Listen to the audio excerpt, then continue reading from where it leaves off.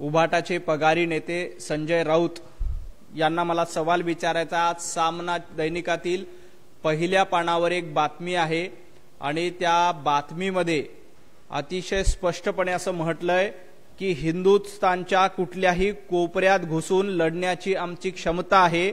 आणि हे कोण सांगतंय? पाकिस्तानच्या सैनिकांनी जी धमकी दिली आहे, पाकिस्तानच्या लष्कराने जी धमकी दिली आहे, त्या धमकीची बातमी इतर कुठल्याही वर्तमानपत्रामध्ये छापलेली नाही। ती बातमी सामनामध्ये पहिल्या पानावर ठळकपणे छापलेली आहे आणि त्याचं कंटिन्यूशन पान 8 वर दिलेलं आहे। इतर मी सगळे दैनिक वाचले, त्या सगळ्या दैनिकात सिंगल कॉलम बातमी नाही, परंतु बाळासाहेब ठाकरे यांच्या विचाराचं म्हटलं जातं। त्या सामन्यामध्ये पहिल्या पानावर ही बातमी दिली जाते, ते सुद्धा पाकिस्तानच्या लष्कराची बातमी दिली जाते की हिंदुस्थानच्या कुठल्याही कोपऱ्यात घुसून लढण्याची आमची क्षमता आहे। भारताला धमकी दिली जाते। पगारी नेते संजय राऊत पाकिस्तानचा सर्वोच्च पुरस्कार निशाने पाकिस्तान मिळवण्यासाठी अशा पद्धतीनं भारत विरोधी बातम्या देणाऱ्या लष्कराला पहिल्या पानावर स्थान देते। संजय राऊत, तुम्हाला लाज वाटली पाहिजे। तुम्ही अशा पद्धतीनं पाकिस्तानची चापलुगिरी करण्याचं काम, तुम्ही अशा पद्धतीनं निशाने पाकिस्तान हा पाकिस्तानमधला सर्वोच्च पुरस्कार मिळवण्यासाठी पाकिस्तानच्या लष्कराची बातमी पहिल्या पानावर छापताय। तुम्ही खऱ्या अर्थानं पाकिस्तानचे एजंट आहात, तुम्ही खऱ्या अर्थानं पाकिस्तानचे दलाल आहात। आजपर्यंत तुम्ही आपली मतं मिळवण्यासाठी अशाच पद्धतीनं काही धर्मियांचं लांगुल चालन करण्याचं काम केलं, परंतु हे लांगुल चालन करत असताना सामनासारख्या दैनिकामध्ये पहिल्या पानावर पाकिस्तानी लष्कराची बातमी आणि ते देखील भारतीय सैनिकाला दिलेली धमकी ही तुम्ही छापताय। तुम्हाला लाज वाटली पाहिजे। ज्या पद्धतीनं तुम्ही पाकिस्तानची भाषा बोलताय, ज्या पद्धतीनं पाकिस्तानी लष्कराची भाषा बोलली जाते, तीच भाषा तुम्ही बोलताय आणि पहिल्या पानावर त्याला स्थान देताय। तुम्हाला निशाने पाकिस्तान बहाल केला पाहिजे। यासाठी पगारी नेते संजय राऊत अशा पद्धतीचे कृत्य करतायत। मी या कृत्याचा निषेध करतो। तुम्ही पाकिस्तानचा निश्चितपणे उदो करा, परंतु भारतीय सैनिकाचा अपमान, भारतीय जवानांचा अपमान जर का तुम्ही करणार असाल तर तुम्हाला जशास तसं उत्तर दिलं जाईल। हे सत्य आहे, हे वास्तव आहे।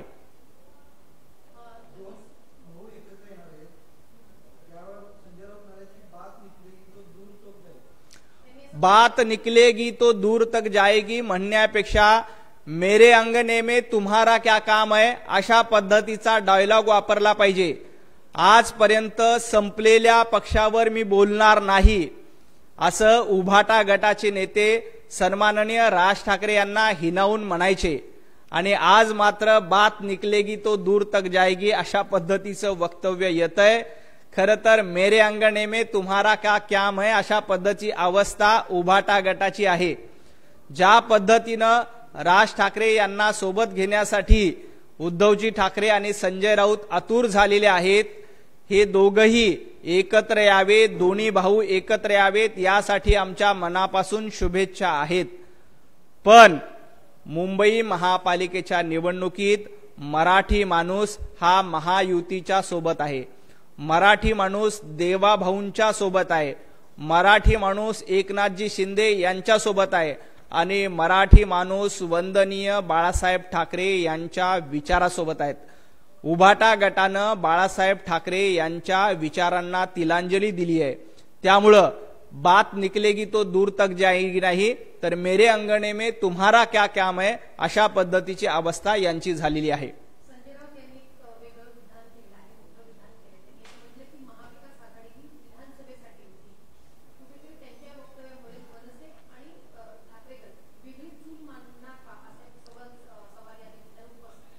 राज ठाकरे हे प्रखर हिंदुत्ववादी आहेत, आक्रमकपणे हिंदुत्वाचा मुद्दा घेऊन पुढे जात आहेत।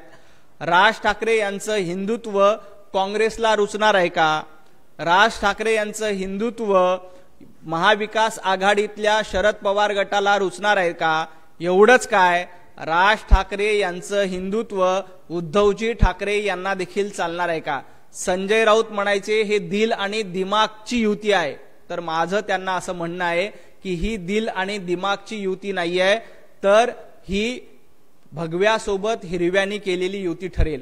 कारण ज्या पद्धतीनं हिरव्यांची पिलावळ, खानाची पिलावळ माजवण्याचं काम उभाटा गटाकडनं केलं जातंय, राज ठाकरे सातत्यानं कट्टर हिंदुत्ववादाची भूमिका घेत आहेत.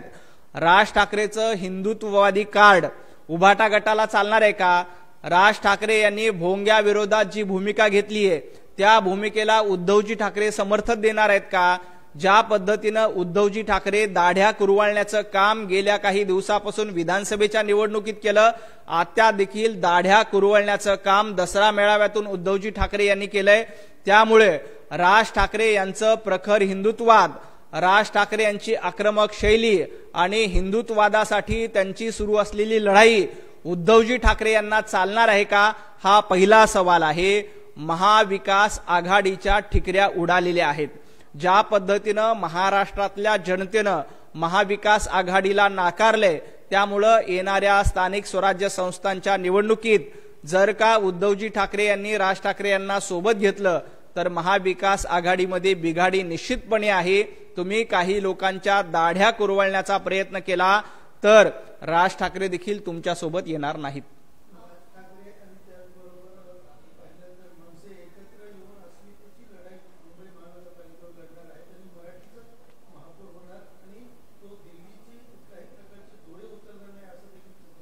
दिल्लीचे जोडे संजय राऊत उचलतात, राहुल गांधींचे जोडे संजय राऊत उचलतायत, सोनिया गांधींचे जोडेच पगारी नेते संजय राऊत उचलतायत. त्यामुळे जोडे उचलण्याची भाषा संजय राऊत यांनी करू नये. राहुल गांधींची चापलुसी करताना, त्यांचे जोडे उचलताना पगारी नेते संजय राऊत यांना महाराष्ट्राने बघितलेले. मुंबईमध्ये महायुतीचाच महापौर होईल आणि तो मराठी महापौर होईल हे वास्तव आहे. महापौर कोण करायचं हे मुंबईकरांनी ठरवलेलं आहे. ज्यांना खान महापौर हवाय, ज्यांना अमराठी माणूस महापौर हवाय, ज्यांना दाढ्या कुरवळणारा महापौर हवाय, हे उभाटा गटाचं धोरण आहे. त्यामुळे अशा पद्धतीनं खानाच्या पिल्लाबाईला मुंबईकर महापौर होऊ देणार नाही, तर मुंबईमध्ये महायुतीचा मराठी माणूसच महापौर होणार. आणि दिल्लीच्या चापलुसीच्या बाता संजय राऊत यांनी करू नयेत, कारण संजय राऊत हे पगारी नेते आहेत. संजय राऊत राहुल गांधींचे जोडे उचलताना आम्ही बघितलंय, संजय राऊतांनी सोनिया गांधींचे चपला उचलताना आम्ही बघितलंय. आणि दिल्ली पुढे झुकणारे काँग्रेसच्या दावणीला ज्यांनी आपला संपूर्ण उभाटा गड बांधलेला आहे, अशांनी दिल्लीच्या गोष्टी करू नयेत.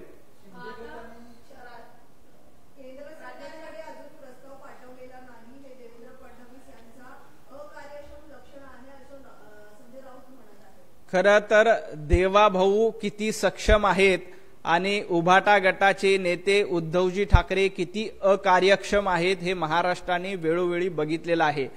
देवेंद्रजी फडणवीस हे महाराष्ट्रासाठी सातत्यानं प्रयत्न करत असतात.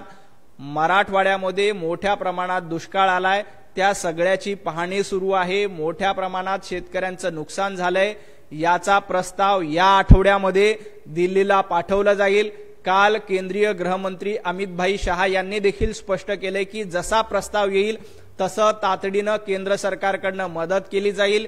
याच आठवड्यामध्ये केंद्राला प्रस्ताव पाठवला जाणार आहे आणि त्या प्रस्तावातून महाराष्ट्राला भरघोस मदत मिळणार आहे. दिवाळीच्या पूर्वी नुकसानग्रस्त शेतकऱ्यांच्या खात्यामध्ये थेट मदत जाणार आहे. पगारी नेते संजय राऊत काय म्हणतायत की दिल्लीला प्रस्ताव पाठवला नाही, हा बुरखा फाटला. अहो, बुरखा तुमचा फाटलाय. ज्या पद्धतीनं बुरखा घालण्याची सवय संजय राऊत तुम्हाला झालेली आहे, ज्या पद्धतीनं बुरखे तुम्हाला आवडायला लागलेत, त्यामुळं तुमचा बुरखा फाटलाय. देवाभाऊ हे सक्षम आहेत तर तुम्ही अकार्यक्षम आहात. देवाभाऊंचं नेतृत्व महाराष्ट्राने अनुभवलेलं आहे. देवाभाऊ या आठवड्यामध्ये सगळ्या नुकसानाची पाहणी करून दिल्लीला अहवाल पाठवतील आणि दिल्लीकडनं तातडीने मदत महाराष्ट्राला होईल, यात अजिबात शंका नाही.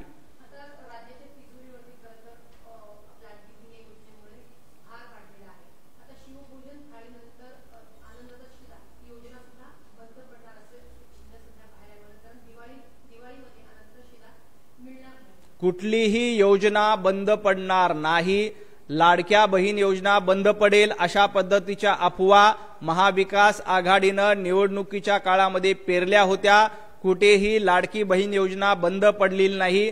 महाराष्ट्रात सुरू असलेली कुठलीही योजना जी जनहिताची आहे ती अजिबात बंद पडणार नाही.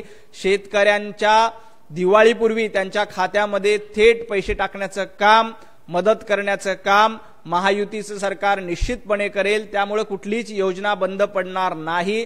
उलट ज्या लाडक्या बहिणींना 1,500 रुपये मिळतात त्यांना पगारी म्हणून त्यांचा अपमान करण्याचं काम संजय राऊत आणि उद्धवजी ठाकरे करतायत.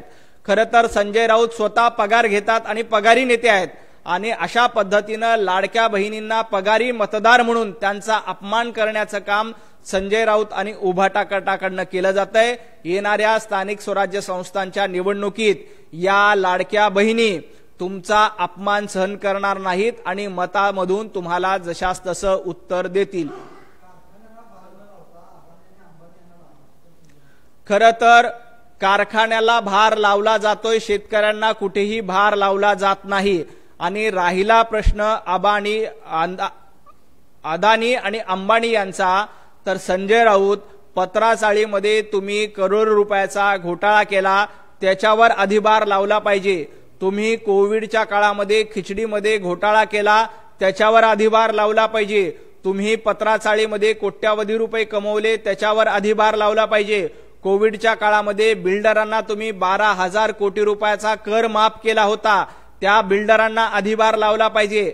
SRA प्रकल्प हे इथल्या झोपडपट्टीवासियांचं जीवनमान उंचवण्यासाठी असतात आणि अशा पद्धतीची भाषा तुम्ही करतायत.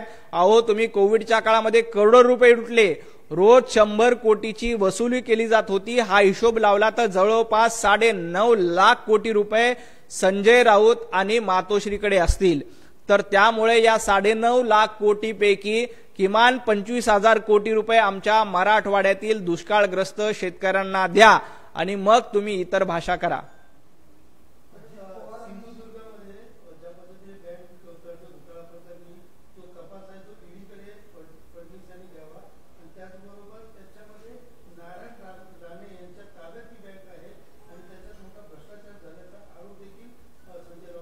संजय राऊत यांनी भ्रष्टाचाराचा आरोप करणं म्हणजे या देशातील सगळ्यात मोठा विनोद आहे. जे स्वतः जामिनावर बाहेर आहेत, ज्यांना 100 दिवस पत्राचाळ घोटाळ्या प्रकरणात तुरुंगवास झालाय, ते इतरांवर घोटाळ्यांचे आरोप करतायत. खरं तर सिंधुदुर्ग बँकेच्या माध्यमातून शेतकऱ्यांचं हित बघितलं गेलंय, शेतकऱ्यांना कर्ज दिली गेली आहेत, शेतकऱ्यांना दिलासा दिला गेलाय. फक्त राजकीय सोडापोटी नितेशजी राणे यांच्यावर अशा पद्धतीचे बिनबुडाचे आरोप संजय राऊत यांच्याकडनं केले जात आहेत. संजय राऊत यांना दुखतंय की नितेश राणे सातत्यानं हिंदुत्ववादाची भूमिका मांडतायत, नितेश राणे हिंदुत्ववादाबद्दल लढत आहेत, त्यामुळं संजय राऊत यांच्या पोटात दुखतंय.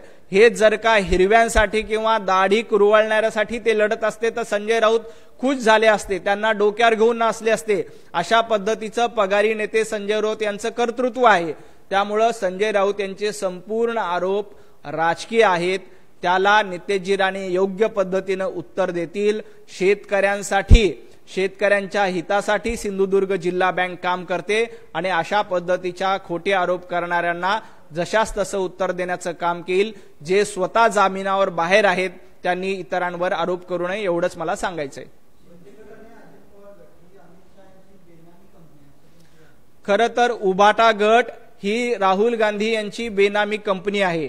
उभाटा गट ही सोनिया गांधी यांची बेनामी कंपनी आहे आणि अशा पद्धतीच्या दिल्लीच्या उपकंपन्या दिल्ली समोर जाऊन मुजरे करण्याचं काम संजय राऊत यांनी सातत्याने केलंय.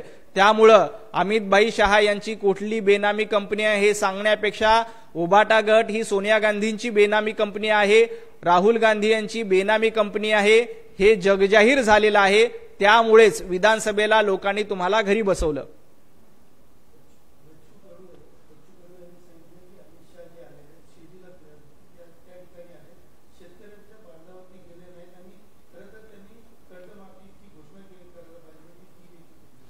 शेतकऱ्यांना निश्चितपणे कर्जमाफी केली जाईल. काल अमित शाह हे शेतकऱ्यांच्याच कार्यक्रमाला आले होते. साखर कारखान्याचा कार्यक्रम म्हणजेच शेतकऱ्यांचा कार्यक्रम असतो. अशा पद्धतीनं बच्चू कडू यांचं काय झालंय, त्यांचा विधानसभेच्या निवडणुकीत भारतीय जनता पार्टीच्या उमेदवारांनी दारुण पराभव केलाय. त्यामुळे ते अशा पद्धतीनं भारतीय जनता पार्टी, देवाभाऊ यांच्यावर बिनबुडाचे आरोप करतायत. शेतकऱ्यांचं हित बच्चू कडू यांनी कधीच बघितलेलं नाही. निवडणुकीत पराभव झाल्यामुळं बच्चू कडू अशा पद्धतीनं भारतीय जनता पार्टीवर आरोप करतायत. देवाभाऊ हे शेतकऱ्यांच्या सोबत आहे. मला बच्चू कडू यांना सांगायचंय की दिवाळीपूर्वी शेतकऱ्यांच्या खात्यावर सर्व प्रकारची मदत केली जाईल. बाकी कुणीही शेतकऱ्यांचा आम्हालाच कळवळा आहे असं सांगण्याच्या भानगडीत कृपया पडू नये.